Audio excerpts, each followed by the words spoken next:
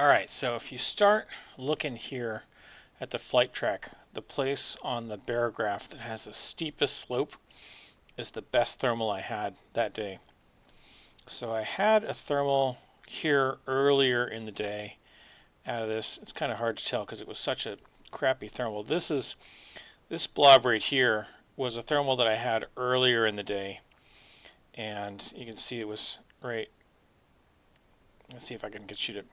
It's like we started out our flight and we got pretty damn low and we were like really desperate for something, and we found a thermal right here and we grabbed it, and it was just desperately sucky for a while and got kind of better and got us out, and we moseyed around for a while, and then we came back to this excellent thermal right here. You can see because I color coded it for the strength of the thermal, and orange makes a more orange shows the better thermal and blues show descent.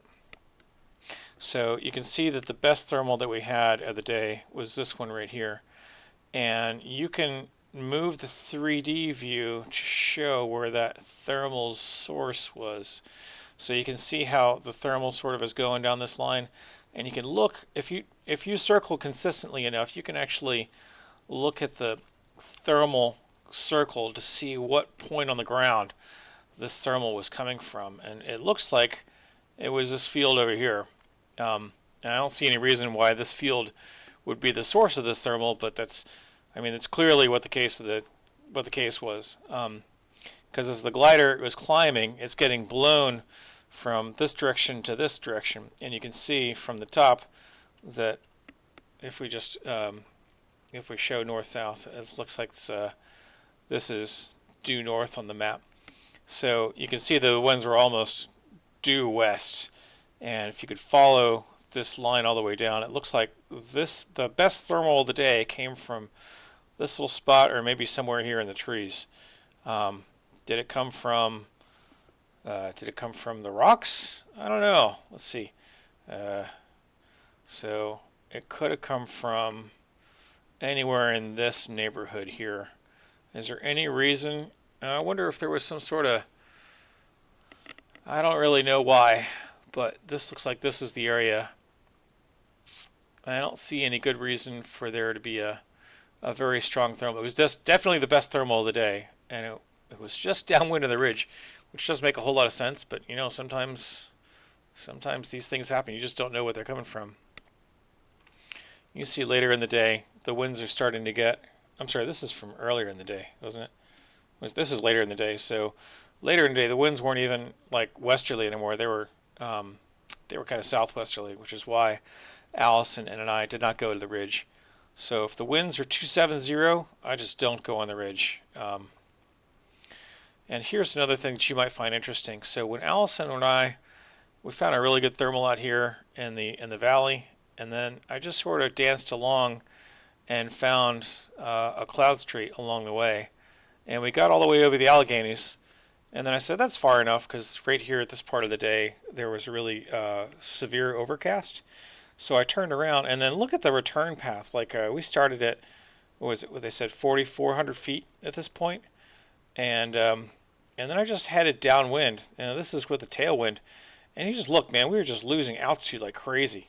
So like over this period of, I don't know, 5 or 6 miles, we were just careening toward the ground until I was like, ah, crap, we really got to do something. We got to find something good here.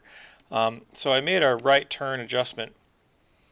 When we started this course, I had plenty of altitude to make it back to Front Royal, and then just when the bottom dropped out of it, we just were careening downwards, and somewhere along here, the computer said, you don't have enough altitude to make it to Front Royal. So I made the right turn here, and I knew that there was going to be some kind of lift coming off the mountain. And if that doesn't going to work out, then we have the Riverbend Airport, which is quite viable as a place to land, especially since I'm friends with the guy on Facebook who owns this airport. So if I land there, I just call him up. I say, Mazda, I landed at your field. But anyway, so I came along here and I was like, hey, thankfully there's some lift. And I didn't really go venture down the ridge very much. And I came back and I left turned into this outstanding thermal. So you can see we started at 2,800 feet MSL, and we finished this thermal at 4,900, and that was why did you do that? It was ended. I'm clicking on the.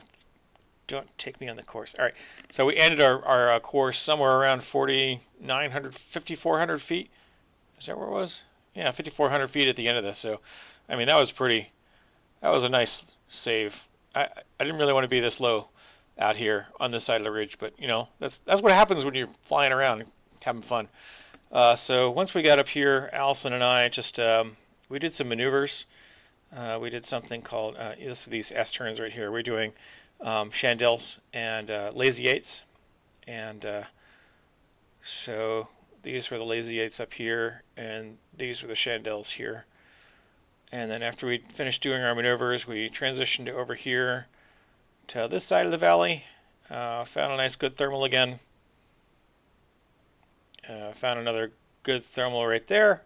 And you can see the way that this thermal is leaning is definitely not east-west. It's going from southwest to northeast, which means the winds were definitely not favorable for ridge lift at that point.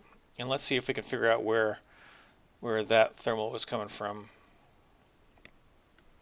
So let's just zoom around here. It looks like it was coming from, I think you could figure it out. It looks like it came from over here-ish.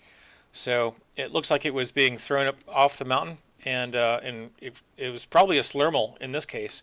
So it was probably a thermal that got kicked off the mountain and just kept on climbing. And how strong was the thermal along the way? Let's see. You can see the change this to Vario.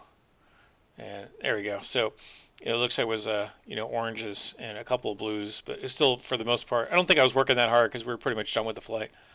And then Allison wanted me to demonstrate the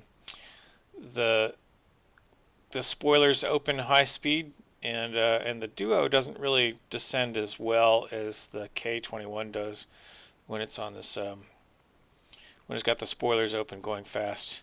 So we were only going down 21 knots, and then a couple seconds later I recovered from it, and it took a while for the speed to bleed off. But yeah, that's what that was. Hope you have a good day. Thanks.